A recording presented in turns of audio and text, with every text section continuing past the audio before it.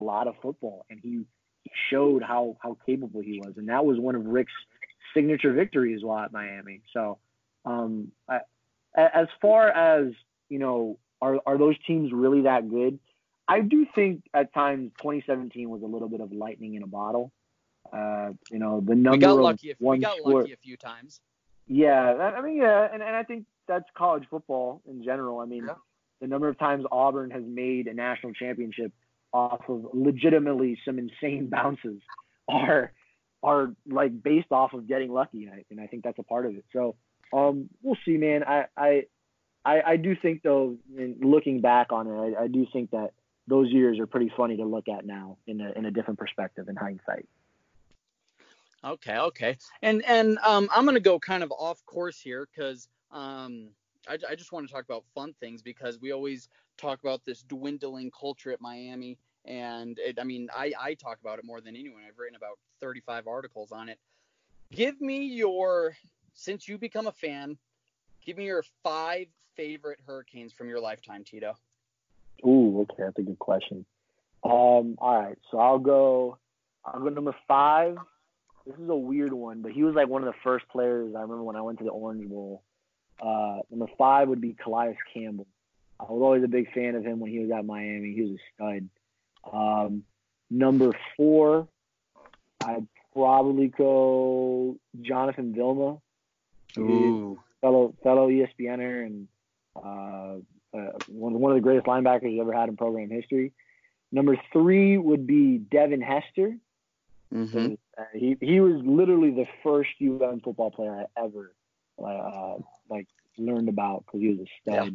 Yeah. That's when I was like in 5th grade at the Orange Bowl watching Hester. Exactly. Yeah. My first game ever, ironically, I've never shared this story, but my first ever UM football game was University of Miami against USF in 2005.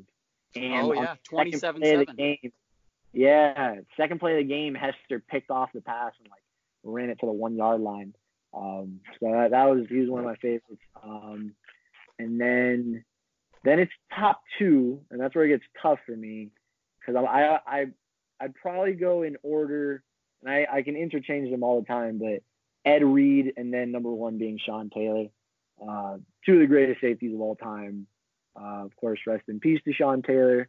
Mm-hmm. Sean Taylor he was just an absolute monster. Can't describe it any better. Like an absolute freak of nature. And I always tell people that if you think Sean Taylor's UM highlights are impressive, I feel like his high school highlights are some of the most impressive when he highlights played running back at Gulliver? Yeah, man. Yeah. That's what people don't forget. People forget that. My guy never got off the field. What part of South Florida did you grow up in? I'm in the South Miami area, so like Westchester. Shout out Westchester. Yeah. So you were more south than me. I was up in Hollywood. Okay. Oh, okay. Cool. Yeah. So do you still, did you, I don't know if you had season tickets, but did 2019, after the Louisiana Tech game, 14-0, or did you say, you know what, to hell with this team, I'm done? So I did. definitely there's that photo on the internet of you that's incredible. I think it was post game when they ripped our. Oh my God. Yeah, that was a rough one. I'll say this: I knew this team wasn't very good right after the Georgia Tech loss. I don't want to say right after the Georgia Tech. I say in the middle. Central Michigan, bro. Come on. Yeah, Central Michigan was just the signs continuing to show just how not good. I'll say this, and I think it's fair. I think Manny had an awful first year. I don't think there's any way to sugarcoat it. I think in general, he realized that in terms of a culture aspect, he really made major mistakes. I think the first one was bringing back Jeff Thomas. As talented as Jeff Thomas is, just everything about his personality and the things that kind of transpired with him suggest that he didn't really care. And And granted, he played well, and I think he helped us to a lot more wins than people realize. But I think Manny realized what his mistakes were this year. I think he found out that his team at times is unmotivated. He found out that his team has guys who simply aren't as focused to play football as he thought they were. But I think he acted on it. I think he fixed the offense. I think Lashley was arguably the highest profile offensive coordinator on the market this year, and he passed up spots to come to Miami. And I know that, like to resurface a quote that was said earlier, spraying a turd golden. I know that Lashley may not fix this team. There was bigger issues in this team than just the offense last season. But I think it does say something that Lashley is coming to Miami with off of, one of the team's worst finishes in school history, and it's in Manny's second year. Now, whether or not that's simply Blake James just opening the checkbook and Rhett Lashley's wanting in, you can say that all you want, but Lashley's well aware of what he's entering, and that the fact that he could be a one and done if things don't work out. So I think that. I also think him upgrading the QB room was huge. I think De'Aaron King. I just hope we don't overhype De'Aaron King, but I think it's too late for that. Oh, right. I mean, yeah, we're talking about the Miami Hurricanes fan base. There's nothing. But like necessary changes that were needed to happen. Now, does that fix everything and Miami wins 10 plus games next year? I probably would think less likely than yes. But I do think this team is just going to be a lot more exciting in general. And I don't think that's deniable. I think the offense paired with the athletes, being a new offense and a guy who has a track record of improving offenses at every stop he's been at, I'm excited to see what this team looks like. Was last year an abject failure? 100%. No questions asked. I think we, drawing a parallel to Mark Richt like you just did, I think there's something to that. I really wouldn't be surprised if Lashley comes in and we have, a great year or two, and then the culture problems kind of resurface. I'm hoping that we can fix those once and for all, but that's the kind of thing that doesn't go away. We just had our guest right before you was talking about Urban Meyer and how, at every stop he's just on fire for the first few years because of his, the core values that he preaches and, the discipline and the intensity that he brings. But then he kind of wears out his welcome. And I think if you don't fix culture problems and you're just kind of slapping a high octane offense on the problem and, getting transfer or like grad transfer players that are, superstars, I mean, those are temporary fixes. So I really wouldn't be surprised to see us rattle off 10 or 11 wins this season and have a great year. And then maybe the next year or the following season, we're back down to like the 7-6, 8-5, like looking around like what happened, Right. Yeah. I agree that. I'm sorry, I don't mean to cut you off. But I do think you made a good point in the whole stopgap issue. Like I'll say this, and I think Manny is putting his job on the line with it. His commitment to the transfer portal is it's a double-edged sword, really. I mean, we've seen where it works. I think there's certain players that it works for. I mean, obviously KJ Osborne was a great get. Yeah. It looks like Jaylon Phillips is going to be a stud from everything that I've read in the opening week of spring, but there's also the misses with it. I mean, Tate Martell was a guy who had clear issues, and Miami took a chance on him. Granted, they, maybe Derek King works out and we forget about Tate Martell, but Tate will be the starter next year. Doesn't matter. Come on, guys. Come on, what the hell? I hope so. Man, let me tell you. Well, I'll say this: his commitment to the transfer portal will make or break Manny. And now, is it Is it worrisome that, like, all these transfers, they have a very hit or miss? It's 50-50. They're going to hit or they're going to miss.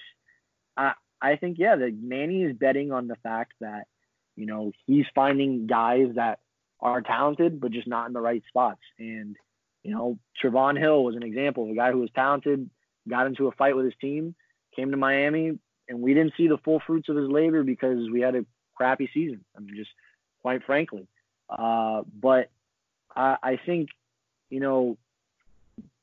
for the immediate future, for the 2020 season, if Manny can win 10 games, right, in a perfect world, let's say Manny wins 10 plus games, it's hard to not be able to sell that type of success. Now, can he sustain? Now, sustaining it is a whole other thing, because that points back to, like you said, the culture. Can he take notes from his first year where he made his mistakes and fix it moving forward? Yeah. I would imagine so. I mean, if Miami has a good coach, then that's what it should be. Yeah. But yeah, for 2020 in just in a 1 year look, it has to be an impressive year, or else I don't see how he can get out of it. Yeah. And I don't want to, I'm not close enough to the program at all to like bring out specific names. So I don't want anyone to think that I'm throwing specific guys or, position groups. I'll just use wide receivers for an example. We bring KJ Osborne in for 1 year. The day that he stepped on campus, he is the leader. And so what does that say about our wide receiver room before KJ? And then, like you said, him staking his, Manny staking his career on this is then KJ's only there for 9 months. So where's the wide receiver room at 9 months later? Right. I'm with you. It's a double-edged sword, and it's kind of scary, and that's kind of why I'm thinking we might have a quick boon. I really hope Manny can actually weed out these culture problems. But it really wouldn't surprise me if we, see some lightning in a bottle and then back to business as usual. The, clock in, clock out mentality and Instagram superstars or whatever the Orange Bowl boys call it. Yeah. Okay, Tito, let me ask you just a quick round of questions, then I'll let you go. First one, give me 5 Canes players that you're expecting a lot from this year, and you can't say De'Ara King or Gregory Rousseau. Wow, that's a tough one. Okay. I know. Number 5 would be I want to see Jalen Phillips. I feel like you can't be ranked ahead of. Gosh, why am I blanking on this guy's name? The defensive end from Ohio State that's going to the draft this year. Chase Young. There you go. He was ranked ahead of Chase Young in the 247 rankings. Now, granted, I'm not staking my entire perception of talent into rankings, but even being in that category means you have to be a pretty damn good football player. So I'd like to see a lot of things from him this year. Number 4 is probably Avery Huff. There's been a lot of hype with him, and people keep saying once he learns the defense, he's going to be a really impressive linebacker. And, I don't mean this in any way to disrespect, Quarterman or Pickney, but I just haven't seen a linebacker, and not to say these guys aren't athletic, but like we haven't seen a freak of nature athlete type linebacker at Miami in a while. Someone who is a physical specimen as well as a guy who can jump off the screen at you in terms of his athletic playmaking. So I'm interested to see if he can be, that for Miami. Obviously, it's his first year, but I do think he can be capable of some of those things. Number 3, I'd like to see Jeremiah Payton step up. Another guy who's supposed to be one of these scout team savages, I guess that's what you could call it. But everything from the spring practices seems to line up and say that he's one of the more talented receivers. And then number 2, I'm trying to think of other guys that I'm looking forward to. Here's a good one, Jalen Rivers. I think the best version of this offensive line includes some form of Jalen Rivers. Now, what, and this is a separate point that I'm about to make, but it seems like the new offensive line coach, Garen Justice, is really kind of rotating and just throwing guys into different positions. It seems like that first week that was done, he had Scaife at like right guard, and